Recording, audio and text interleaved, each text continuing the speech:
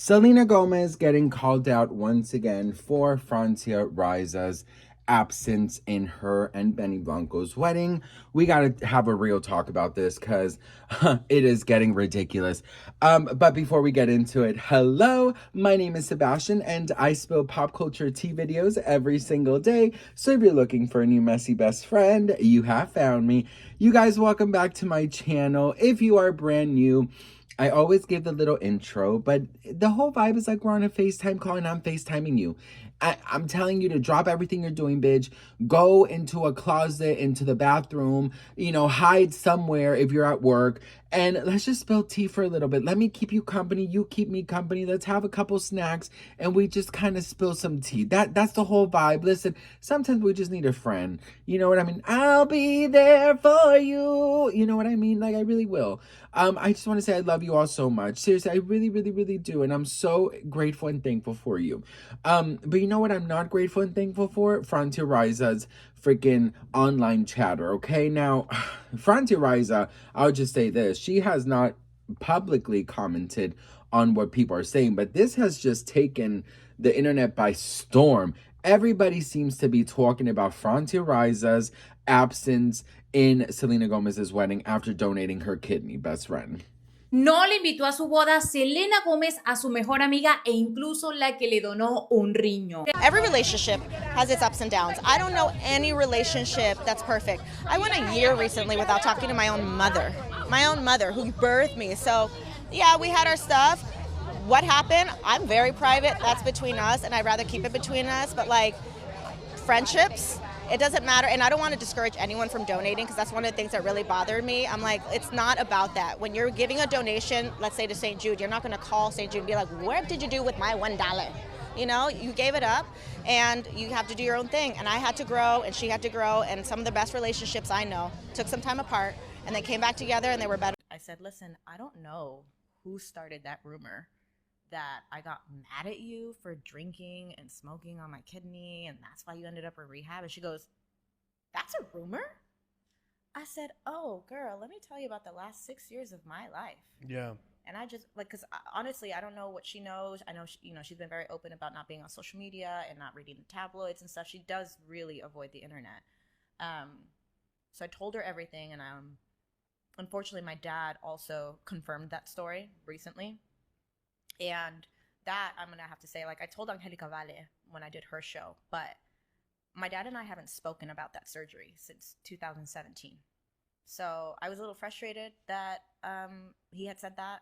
I think he was just trying to, I don't know, protect me in some way. I don't know, but it's not true. Yeah. Francia Raisa admits to not speaking to Selena Gomez for nearly 6 years. Would you do it again now with all the circumstances going on? I would definitely speak to someone again about organ donation and Yeah. the process. Okay. And stuff, because I've done it a few times. It's not something I promote, obviously, but Yeah. The other day at the movies, I was with my friend Lily, and someone Yeah. came up to me and said, hey, my friend is the one that you spoke to a few years back about her kidney donation.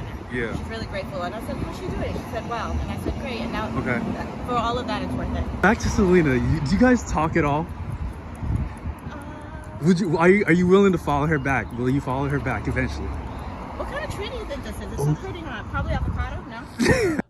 Okay, so let me just break this down for you. Anytime I turn around, brothers gather around, always looking at me, up and down, looking at me.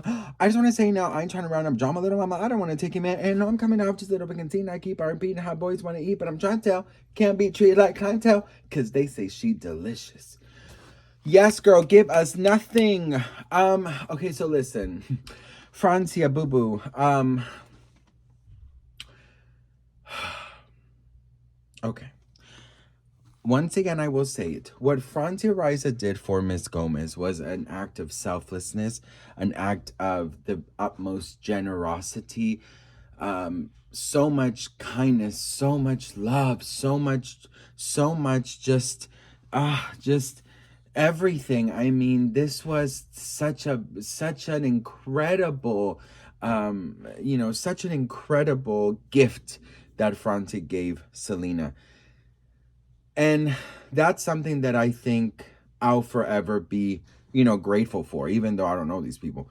But I will forever be grateful for that because I think not everybody would do something like that, right?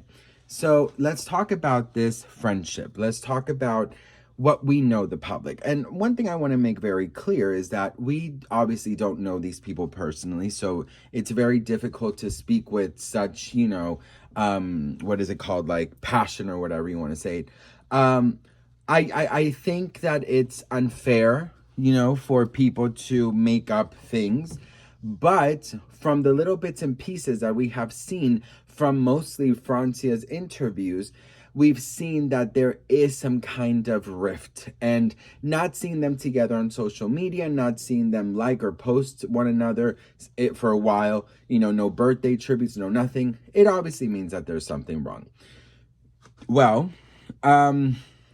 she was caught in an interview at a Barnes and Nobles at a book signing, where she basically said, in a very sarcastic way, in my opinion, that she, was very happy for what she could do for Selena, and she knows she's getting married, and now she's a billionaire, so she's living a great life.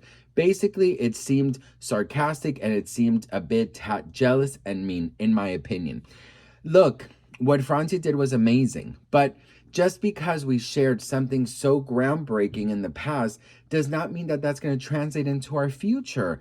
There could have been things that both did to each other or one did to the other that made them not want to be friends anymore.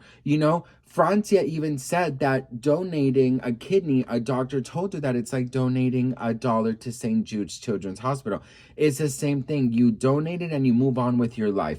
But it seems like the internet cannot forget it. I've seen things like, oh, it doesn't matter what she did. Doesn't matter what she did to Selena. She has to get an invite to that wedding. Are you insane? Like, are you actually okay? If somebody crosses you, insults you, exposes your truths that, you shared with them that are very personal and very, just for you to know because you trusted them, it betrays your boundaries.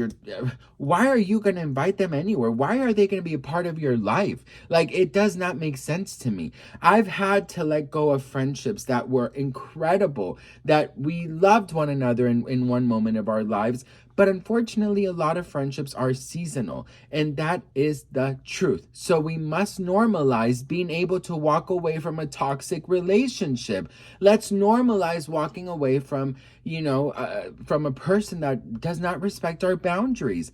It is so easy to understand this, and I don't get why the internet doesn't. Like that lady in the podcast saying, doesn't matter what she did to Selena, she will have to get an invite to that wedding.